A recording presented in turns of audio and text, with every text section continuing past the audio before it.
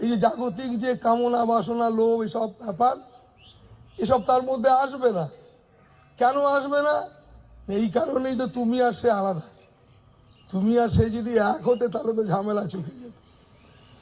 রামকৃষ্ণ চৈতন্যদেব এই সমস্ত মহাপুরুষ যারা ছিলেন, স্বামীজি, এই সমস্ত মহাপুরুষরা শিব স্বরূপ ছিলেন। তাই মহাত্মা মানে তিনি সন্ন্যাসী, মানে আজকে তো সন্ন্যাসীর দিন। শিব মানে পরম সন্ন্যাসী, পরম বৈষ্ণব। তো সে আজকে এইরকম একটা পবিত্র দিন, দেখো সন্ন্যাসীর দিন। তো এই দিনগুলো কীরকম জানো, মানে নিরাসক্ততার দিন। মানে আমরা সবাই এখানে যারা বসে শুধু গেরুয়া পড়লেই সন্ন্যাসী হয় তা না। সন্ন্যাসী ব্যাপারটা এরকম নয়।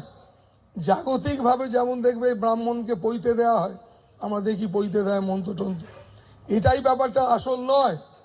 পঞ্চম সংস্কার এটাই আসলে ভেতরের যে বোধ, যে চেতনা, সেই জায়গাটা আসল।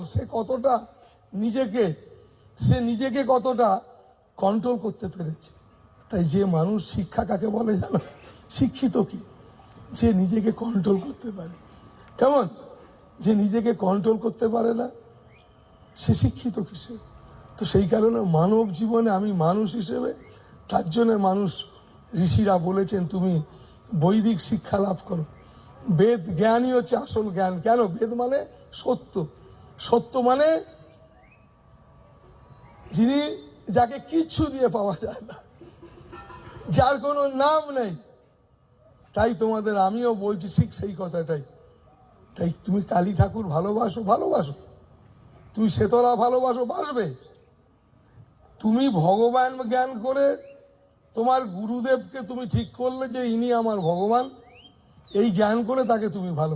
জ্ঞানটা কিরাম হতে হবে না, তার মধ্যে জগতের সমস্ত কিছুটা আছে, তিনি সকল কিছুর মধ্যে আছেন, এইভাবে ভাববে।